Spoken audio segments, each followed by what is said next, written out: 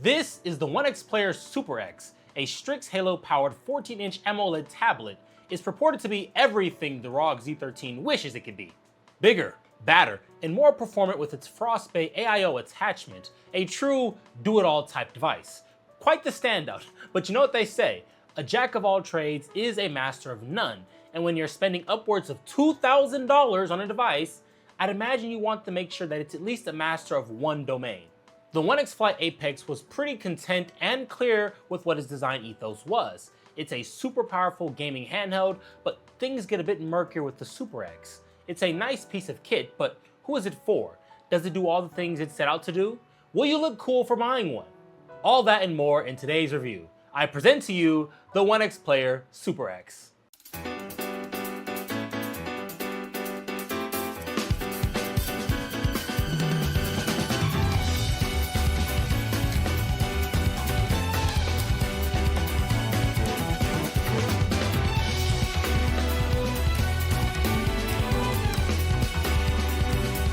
Alright, housekeeping time. I just wanted to say a quick thank you to everyone who's been supporting the channel with likes, the subs, the comments. All of it has been a huge help. I finally set a goal for myself, so I'm trying to reach 5K by June. It seems lofty, but I'm sure we can do it. And while we're still here, the OneXPlayer Super X was sent to me by OneXPlayer as a loaner unit for a review and testing. I don't get to keep this, and by the time this video goes live, the Super X will be off on its way to the next creator in their review rotation. As always, this review was not paid for, OneXPlayer has not had any editorial input, and they don't get to preview the video before it goes live. My thoughts, my data, all that good stuff are entirely my own. But enough gold bricking, let's talk about the device now. OneXPlayer is positioning this as a 6-in-1 device, which is a huge stretch because it's barely a 2-in-1 in my opinion. Like, I am not a fan when companies do this because it detracts from the core ethos of the machine and comes off as sort of scatterbrained. Honestly, they could just ask us to buy the devices nicely. I mean, look at this guy. Say no to him, I dare you. The reality is much simpler. At a high level, the Super X is again a Strix Halo system in a 14-inch tablet chassis. Under the hood, we're looking at the AMD Ryzen AI Max Plus 395, a 16-core, 32-thread Zen 5 CPU paired with the Radeon 8060S, a 40 CU RDNA 3.5 integrated GPU. The specs are quite familiar by this point, but no less potent. Memory scales from 32GB all the way to 128GB of LPDDR5X at 8,000 megatransfers per second. My review unit has 128GB, which frankly may be overkill for gaming, but just does feel amazing. I feel like a dragon atop my gigantic RAM hoard. Then there's a display. You get a 14-inch AMOLED panel rocking a resolution of 2880 by 1800p, a refresh rate of 120Hz with VRR, and we get HDR certifications at 500 nits. This is the marquee feature, and the sole reason to consider this over the Asus ROG Z13. Tablets live and die by their panels. If you're gonna pitch something as a primary machine, then the screen cannot be a second-class citizen. You're spending thousands of dollars. Take the excellent contrasts, the wonderful color ranges, and the HDR support. I know how some feel about OLED panels, but just believe me, if you're shopping in this class, you deserve the best, and it's objectively OLED. I'm just sorry. And speaking of the best, this model is the liquid-cooled one, which is a first for OneXPlayer and also myself. I have always shied away from using liquid cooling in my own builds. I'm just not that adventurous to try it with my electronics. So this is the first time I've basically been forced to engage with it, and I have to say that I can see the appeal. You have the option to purchase the Frostbite AIO, which is OneXPlayer's new proprietary liquid cooling solution for their products going forward. It's what allows the Super X and their Apex devices to go up to 120 watts of sustained power draw. It's a necessary solution to get the max from these chips, and one that pretty much changes the calculus for me on how I would use this device. But more on that later. You also get the free gift of the Folio keyboard, and I'm torn, as it's much better than the smaller and long-lived X1 styled keyboard. The keys have a travel of about 1.3 millimeters and generally feel pretty good to type on. I personally prefer them to the keys on the ROG's keyboard, however, the trackpad is way better on the Z13. The Super X trackpad is too thin with a less than ideal range of motion. It's also prone to misclicks if you twist it. I know that this is not the normal use case, but it is a demonstration of sturdiness. If you twist the keyboard back and forth, it will click every single time. This behavior is not present on the Z13, which is more solidly built. If you use this machine on, a not steady surface like your lap or something, then I could see this being an issue, especially on public transport. But truth be told, if you're taking the Super X on a bus or something, you might have other problems to worry about.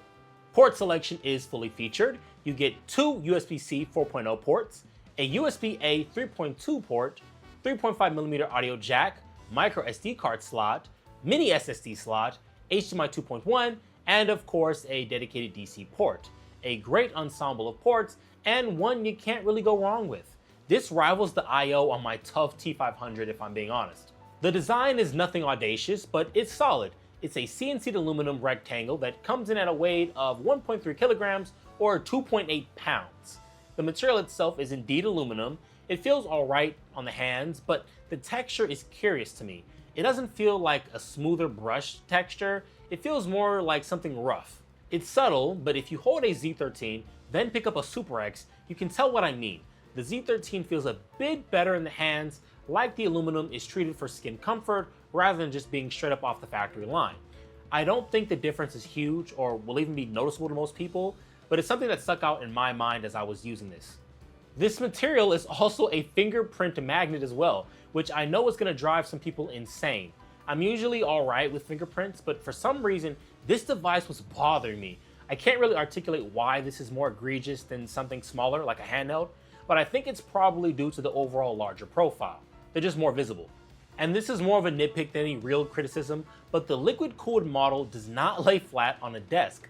I understand how that may sound like a strange piece of criticism, but it really gets to me, as there were plenty of times when I was standing up and working on a project, and the totally flat angle could have been beneficial to the angle that I was working at. This won't affect 99% of people, I'm sure, but the screen is so large that it works well for having as like a secondary device for displaying tutorials, PDF documents, and all other manner of secondary material.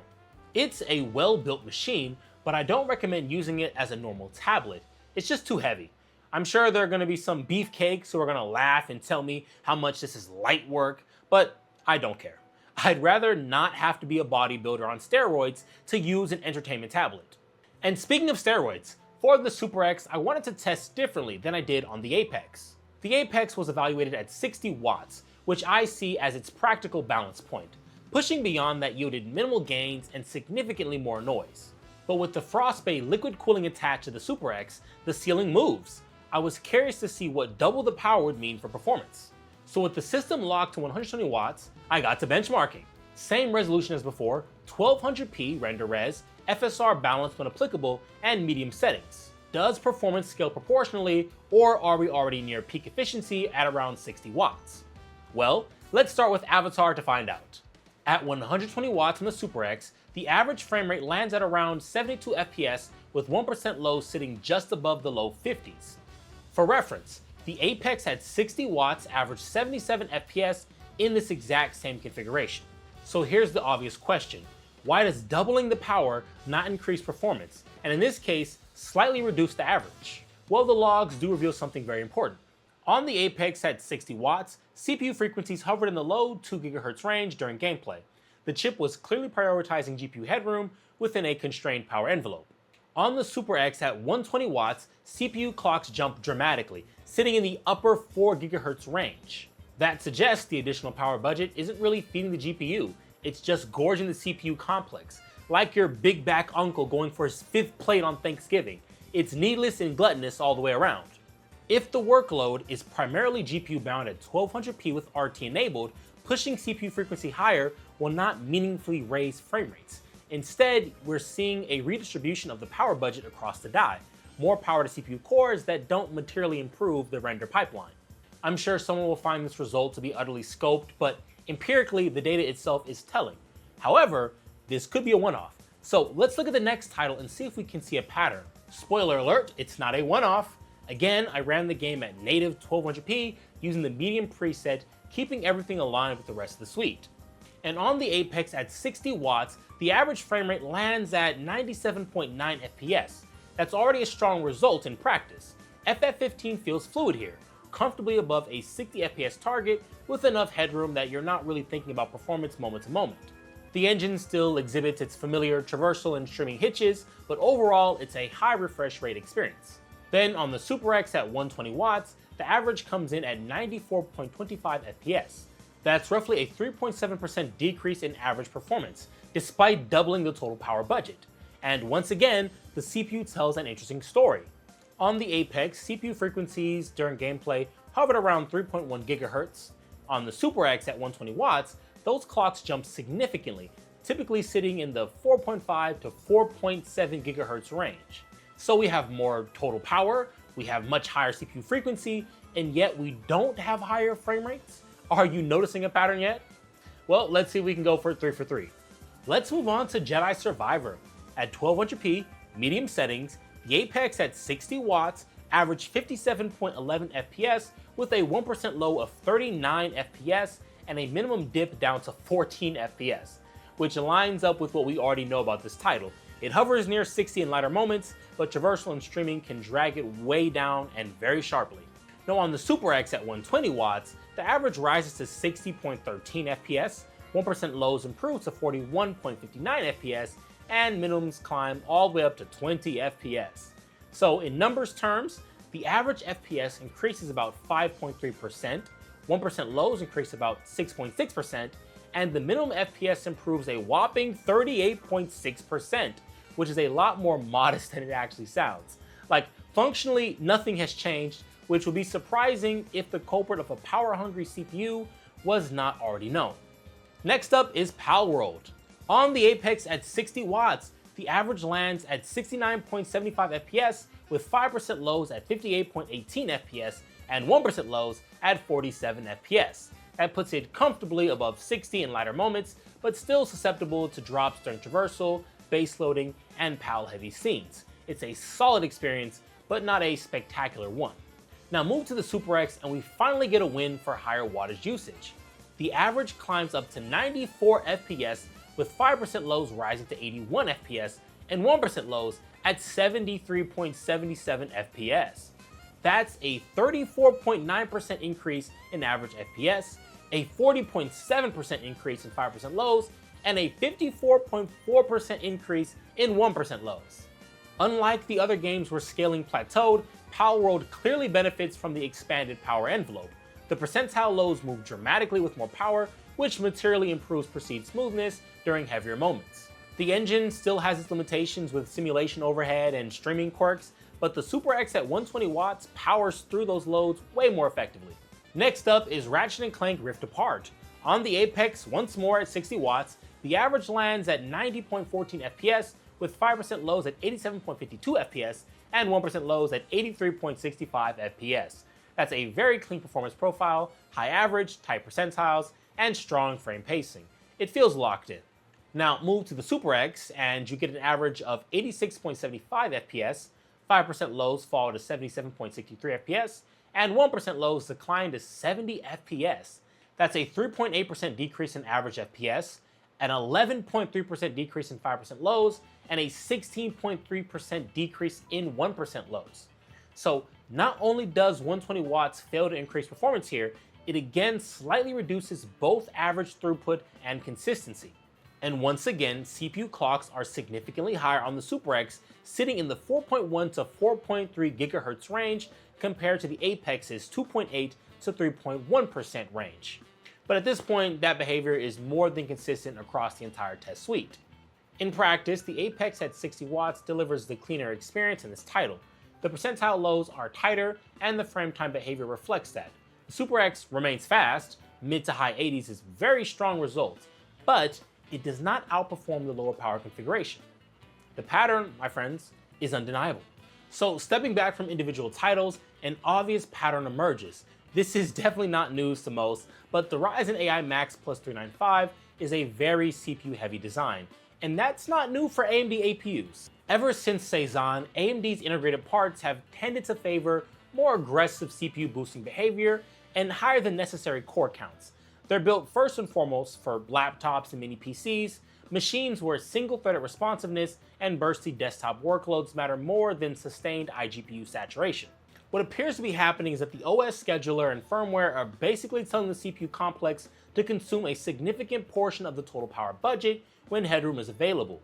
In CPU-heavy productivity workloads, that's great. In gaming workloads that are primarily GPU-bound, it becomes counterproductive. Letting the CPU run unrestricted starves the GPU of its necessary power budget. Disabling the CPU turbo inside OneX console reins that behavior in and helps stabilize GPU allocation, which is ultimately what drives frame rates at this resolution.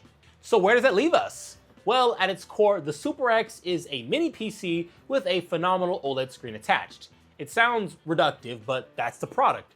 It's fully featured where it counts, but lacks on the actual mobile and tablet-like experience due to its size and weight. I find it's just best used as a stationary machine, either with you using just the device itself or it being connected to another monitor. And once you accept this reality, the Super X starts to make a lot more sense. As a desktop machine, it's excellent. You get an absurd amount of RAM, a capable APU, tons of I/O, and a screen that frankly embarrasses a lot of dedicated laptops in this price range. Dock it to the Frost Bay, tune the power behavior properly, and it behaves like a compact desktop with built-in reference display.